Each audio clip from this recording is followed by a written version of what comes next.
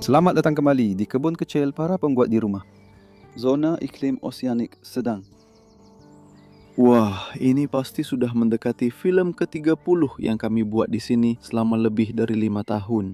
Dan ada banyak yang bisa kamu lihat kembali. Kami telah membuat daftar putar tentang seperti apa di sini pada 4 musim utama dalam setahun dan beberapa tambahan lainnya. Kami hampir selalu di sini pada akhir Juni.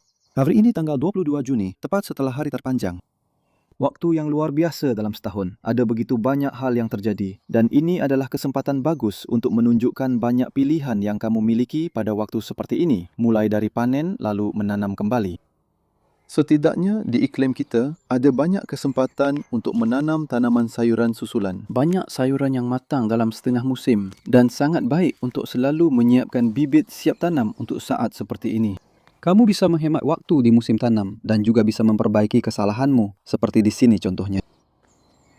Ini adalah penaburan benih wortel kedua saya di musim semi. Saya menaburnya pada bulan Maret. Setelah itu cuacanya sangat kering. Saya menutupinya dengan kain pelindung dan tidak memperhatikannya, dan mereka tidak tumbuh. Saya melewatkannya. Jadi saya sudah menyiapkan beberapa tanaman labu sebagai cadangan kalau gagal lagi. Saya menabur wortel ini pada bulan April dan lagi-lagi terlalu kering. Jadi begitulah. Saya seharusnya lebih memperhatikannya. Saya semakin sibuk dengan semua komitmen lain saya dan tidak terlalu banyak mengurus kebun seperti yang saya inginkan. Ini adalah salah satu ciri dari berkebun sayur. Memang cukup menantang sebenarnya. Setiap sayuran punya kebutuhan yang berbeda-beda. Cuaca juga selalu berubah-ubah. Kamu perlu terlibat dan sebisa mungkin lakukan sedikit-sedikit tapi sering. Sedikit setiap hari itu lebih baik daripada sekali seminggu misalnya. Dan bagaimanapun juga, kami punya labu uci kikuri ini yang bagus karena mereka cepat matang. Jadi mereka ditanam sedikit lebih lambat dari seharusnya karena saya menunggu wortel dipanen. Tapi saya punya tanaman cadangan ini. Mereka disemai pada tanggal 25 April. Mereka ditanam di sini sekitar pertengahan Mei dan semuanya berjalan baik di iklim ini, di mana musim panasnya tidak terlalu panas. Mereka seharusnya punya waktu untuk tumbuh matang dan menghasilkan labu merah yang indah untuk musim dingin. Dan kita akan membahasnya di video berikutnya. Di sini saya sedang melihat panen kentang. Ini adalah Sharps Express. Bagaimana Anda tahu kapan kentang Anda sudah siap dipanen? Dan saya akan bilang hampir semua kentang di sini sudah siap, terutama yang itu sudah mulai menguning. Ketika daun mereka mulai kehilangan warna, itu adalah tanda pasti. Jadi, mereka tidak selalu rebah atau mengering, meskipun memang daunnya lebih banyak yang rontok dan mereka. Mereka kehilangan warna hijau tua yang indah itu. Kita masih punya warna itu di sini, pada jenis kentang awal menengah. Dan dengan metode tanpa olah tanah, Anda bisa melihat bagaimana kentangnya. Saya mungkin akan panen semuanya sekarang, karena kentang-kentang ini juga bisa disimpan dengan sangat baik. Ini ada yang bagus menurut saya. Anda bisa lihat bagaimana saya bisa langsung menariknya. Dengan metode tanpa olah tanah, Anda tidak perlu. Dan mengambil garpu kebun Anda tidak perlu menggali. Sebagian besar kentang berada di dekat permukaan seperti itu. Tanaman-tanaman itu berakar ke dalam tanah di bawahnya. Itulah enaknya metode tanpa menggali. Dan jika Anda tidak menanamnya terlalu dalam, Anda akan mendapatkan sebagian besar kentang Anda di dekat permukaan seperti itu. Itu mungkin yang paling bawah di sana. Saya akan memeriksa dengan teliti saat kita panen dan membersihkan tanahnya. Saya baru saja melihat satu yang punya lubang bekas siput telanjang yang cukup besar. Nah, seperti itu. Dan itulah kekurangannya jika membiarkan kentang terlalu lama di dalam tanah di sini. Kamu tahu, begitu mereka sudah siap seperti ini, mereka memang sudah siap dan kamu tidak akan mendapatkan apa-apa dengan membiarkan tanamannya lebih lama. Dan mereka akan tetap baik-baik saja jika disimpan dalam karung untuk menghindari cahaya. Dan kemudian lahanmu sudah kosong, kamu bisa menyiramnya. Saya membawa keluar sebuah tanaman di sini. Itu adalah bawang pre yang ditanam secara berkelompok pada bulan April di baki modul dan kemudian dipindahkan ke pot berukuran 7 cm. Jadi sekali lagi, saya sudah punya tanaman yang siap ditanam kapan saja. Sebenarnya akan lebih baik jika ditanam sekarang. Kita bahkan mungkin akan memindahkan beberapa ke pot yang lebih besar karena kita tidak akan membutuhkan semuanya. Beberapa akan ditanam dalam 3 minggu lagi, tergantung kapan yang lain selesai. Dan pilihan lainnya di sini adalah lobak Swedia. Dan saya sudah memindahkan yang satu itu ke pot yang lebih besar karena sebenarnya itu tidak akan ditanam di sini, tapi akan siap dalam 2 minggu. Mungkin saya baru saja memindahkan yang satu ini ke pot beberapa hari yang lalu sebenarnya. Kamu bisa lihat 5 akar kecil pertama di sana. Jadi tanaman itu bisa terus tumbuh dengan baik di dalam pot. Jadi kalau kamu sudah punya tanaman yang siap tapi belum punya tempat, biarkan tanamanmu terus tumbuh dengan merawatnya, memberinya sedikit lebih banyak makanan dan ruang. Lalu kamu bisa menanamnya. Begitu juga dengan bit. Jadi bit-bit ini ditanam sebagai bibit semayan di tray modul. Sebenarnya beberapa di antaranya adalah bibit yang tadinya saya sisihkan, tidak banyak yang ada di modul. Tapi kamu bisa lihat di sana, misalnya ada satu rumpun berisi 3. Kalau saya cabut lagi, kamu bisa lihat tidak besar tapi bagus. Bit kecil yang sangat bagus. Hampir selalu ada satu yang kecil yang tidak tumbuh dengan baik, tapi itu cukup normal. Dan kemudian kalau yang tumbuh sendiri-sendiri, ukurannya sedikit lebih besar. Jadi ya, banyak pilihan di sana. Ini bisa dibiarkan di sini untuk sementara waktu, atau seperti tadi, kami mungkin akan segera memanennya dan kemudian menanam ulang beberapa selada untuk akhir musim panas. Kamu bisa lihat bagaimana ukurannya semakin kecil menuju ke pohon dan pagar tetangga pada dasarnya yang akarnya masuk ke sini dan menyerap banyak kelembapan. Jika kamu punya pohon dan pagar tanaman di sekitar kebunmu, itu sesuatu yang perlu diingat dan tidak banyak yang bisa kamu lakukan tentang itu. Kami menjaga pagar tanaman ini tetap serendah mungkin. Di sisi ini pagar tanamannya sangat bagus. Saya tidak mengeluh, kamu tahu, ini cuma semacam elemen taman. Dan ini berarti kita harus lebih sering menyiram di sini atau menerima tanaman yang lebih kecil di dekat pagar tanaman. Dan saya baru saja melihat gulma. Ini adalah contoh klasik. Itu adalah willow herb. Dan ada beberapa yang tumbuh di sini dari biji yang tersebar sebelumnya. Jika saya biarkan itu selama sekitar 10 hari, bunga-bunga kecil berwarna merah muda ini akan berubah menjadi polong biji dan kemudian Anda akan mendapatkan ratusan benih gulma baru. Jadi inilah jenis penyiangan yang benar-benar harus Anda perhatikan pada waktu seperti ini karena mereka tumbuh sangat cepat. Dan gulma willow herb kecil itu, sebelum bagian atasnya muncul, pasti tersembunyi di bawah sana, tidak terlihat. Dan sekarang tiba-tiba sudah muncul. Jadi inilah pentingnya melakukan sedikit demi sedikit tapi sering. Anda tidak selalu melihat gulma saat mereka masih kecil. Saya suka mencabutnya saat masih kecil, tapi kalau terlewat, Anda masih punya kesempatan, seperti dalam kasus ini, untuk mencabutnya sebelum menyebar benih kemana-mana, yang akan membuat pekerjaan jadi jauh lebih banyak di masa depan. Jadi Anda tahu, sekali lagi, inti dari berkebun yang baik adalah mencegah masalah sebelum benar-benar terjadi. Di sini, kami melakukan sesuatu. Berbeda, saya belum pernah melakukannya sebelumnya dan di sana mereka baru mulai tumbuh. Saya menanam parsnip sekitar 2 minggu yang lalu.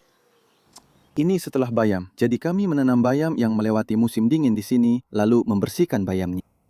Dan mereka baru mulai terlihat. Saya menyiram kemarin sore saat tanahnya lembab, itu juga membantu agar bibitnya lebih terlihat. Tapi sekarang saya sudah bisa melihat cukup banyak. Jadi saya merasa lebih sebenarnya, oh itu gulma. Saya merasa lebih yakin dengan kemunculan parsnipnya. Jadi mereka seharusnya siap dipanen. Mereka mungkin tidak akan besar, tapi akan bagus pada bulan November atau Desember. Petak kecil tanah ini adalah untuk selada, di mana saya membiarkan 3 tanaman untuk berbunga dan menghasilkan biji. Jadi itulah sebabnya kita punya 3 yang benar-benar besar. Ini adalah Saragossa. Itu namanya Tesy, T-E-S-Y. Dan nama itu adalah Valmine. Dan kamu bisa melakukan ini dengan selaga. Mereka tidak saling menyerbuk silang, jadi mereka bisa tumbuh hingga berbunga. Kita tidak akan mendapatkan benih sampai bulan September. Sebenarnya, ini agak sedikit berisiko. Apakah akan banyak hujan di bulan September dan itu bisa membuat benih menjadi berjamur. Jadi tidak pasti bahwa ini akan berhasil, tapi menurut saya layak untuk dicoba. Karena benih dari rumah biasanya cukup kuat dan selada biasanya tidak terlalu sulit. Lalu kami sudah memetik sisanya. Jadi itulah tahap yang kami petik kemarin dengan mengambil daun bagian luar dan itu adalah panen biasa. Sudah banyak, cukup banyak kilo daun selada yang diambil dari sana. Bawang-bawangnya terlihat menjanjikan. Jadi itu adalah bawang bombay di sana. Sekali lagi, seperti bit, ditanam secara berkelompok, tapi dengan tingkat perkecambahan yang bervariasi. Jadi kebanyakan ada yang tumbuh 2 atau 3, kadang-kadang bahkan 1 saja. Dan kamu bisa melihat perbedaan antara bawang bombay yang daunnya lebih tebal dan sekarang umbinya mulai membesar dengan kuat dari bawah. Dan bawang daun di sini, di mana kami menanamnya jauh lebih rapat.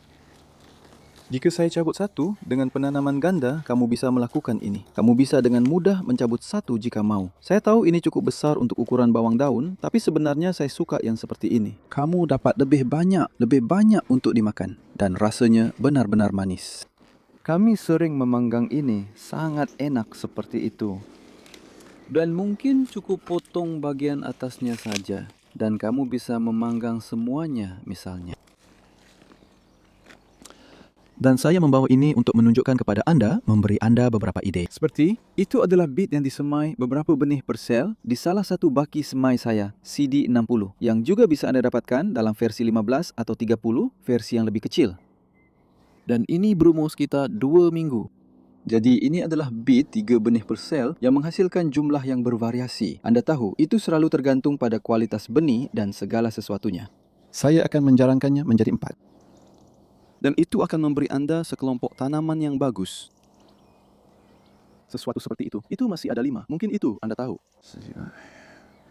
Bisa dicabut itu. Bagi saya, itu sudah siap ditanam pada tahap itu. Atau bisa menunggu seminggu lagi dan kita akan menanamnya cukup dalam.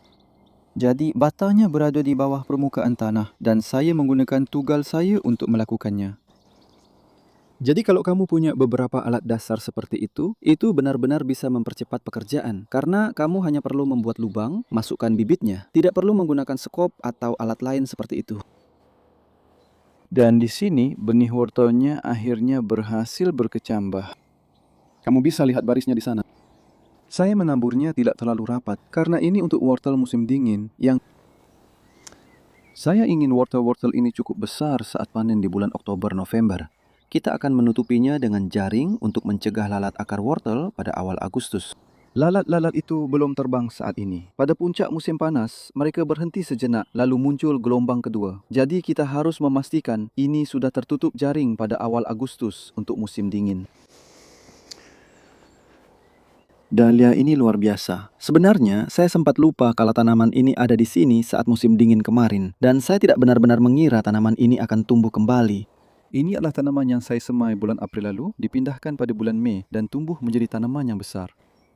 Saya sebenarnya tidak yakin ini tempat yang tepat untuk tanaman ini, karena setiap tahun ukurannya semakin besar dan akan mengurangi ruang untuk wortel serta bunga mulut naga atau antirinum. Saya juga tidak terlalu berharap tanaman itu bisa tumbuh, tapi ternyata mereka bisa bertahan selama musim dingin. Ini benar-benar tambahan warna yang menyenangkan. Saya suka memiliki sedikit warna di kebun sayur. Dan di sini juga ada Escultia atau Poppy California. Yang ini berwarna merah muda, seperti yang bisa Anda lihat. Dan tanaman ini menyebar sendiri dari biji. Ada polong biji di sana yang baru mulai tumbuh. Dan sebenarnya saya akan mencabut sebagian besar dari mereka. Karena kalau tidak, jumlahnya akan terlalu banyak. Saya akan menyisakan hanya beberapa saja. Dan itu daun kucai yang saya potong hampir sampai ke permukaan tanah sekitar 4 atau 5 hari yang lalu. Dan wus, mereka tumbuh kembali. Saya melakukan itu agar mereka tidak menyebar benih kemana-mana. Kami punya tomat yang ditanam di luar di sini yang sebenarnya agak berisiko bagi kami. Ini seperti iklimnya tidak terlalu panas dan apakah tomatnya akan jadi? Yang paling saya suka adalah sanggol. Dan kamu bisa lihat, bahkan ada satu yang sudah matang di sana. Memang bukan panen besar, tapi karena ini masih sangat awal, itu berarti di iklim di mana musim panasnya tidak panas dan ada risiko hawar daun di akhir musim panas, seperti yang terjadi tahun lalu. Tomat yang berbuah lebih awal setidaknya bisa memberi hasil sebelum mungkin tanamannya terkena hawar daun. Dan keberhasilan lain yang saya dapatkan tahun lalu adalah dengan seri Crimson, seperti Crimson Crush, yang merupakan tomat cukup besar. Tomat ini memang tahan terhadap hawar daun. Bukan berarti tomat ini tidak pernah terkena hawar daun, tapi biasanya terkena hawar daun jauh lebih lambat dan kemungkinan panennya lebih besar. Tahun ini saya memang tidak punya salah satu dari jenis itu di sini. Saya memang selalu mencoba jenis-jenis baru. Kita akan melihat lebih detail tentang mereka saat mulai berbuah nanti. Ada beberapa pekerjaan yang perlu saya lakukan, seperti mengikat tanaman di sana. Sebenarnya saya punya sedikit tali di sini. Sebenarnya, ini akan lebih baik dilakukan sebelumnya. Kami akan membuat video tentang ini secara lebih detail. Dan menanam tomat di luar ruangan itu seperti bertaruh pada cuaca di iklim Inggris. Dan kemudian, saya harus menyelesaikannya nanti. Hal-hal kecil seperti memendekkan tandan buah atau ada tomat kecil yang tidak akan menghasilkan apa-apa, jadi saya akan membuangnya. Dan kenapa harus membuang yang itu juga? Terkadang, jangan berharap terlalu banyak dari tanaman yang tumbuh sedikit di luar zona iklim idealnya. Kacang polong ini telah melewati musim dingin dan sekarang berbuah dengan sangat baik. Namun, kami memang kehilangan beberapa kerana siput telanjang dan siput. Bagian pinggir itu cukup sulit bagi siput telanjang. Lalu saya berpikir, oh, tidak banyak tanaman. Baik, saya akan membiarkan ini untuk benih. Jadi kami memetik beberapa yang sekarang saya sesali sebenarnya karena saya ingin menyimpan benih. Ini adalah alderman. Ini adalah varietas yang sangat saya sukai. Dan saya mulai kehabisan benih. Jadi ini adalah hal lain yang bisa Anda lakukan untuk menyimpan benih. Tapi itu berarti kita tidak akan panen di sini. Saya punya beberapa kacang polong di tempat lain misalnya. Ini juga sesuatu yang berbeda. Saya memberanikan diri menanam stroberi. Saya sering ditanya, kenapa saya tidak banyak menanam stroberi di sini atau membicarakannya. Dan itu terutama karena luwak. Kami punya cukup banyak luwak.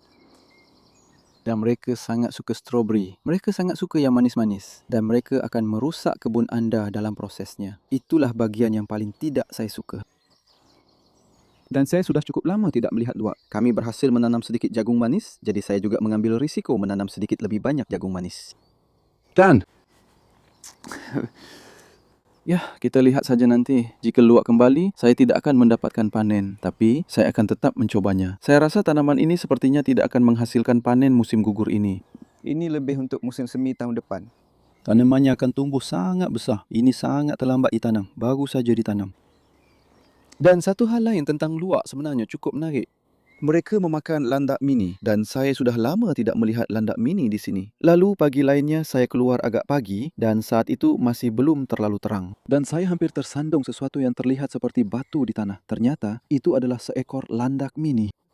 Lalu saya pergi mengambil kamera saya dan sayangnya landak itu sudah pergi. tapi kamu tahu, hal itu memberi gambaran bahwa mungkin jumlah luwak sedang berkurang.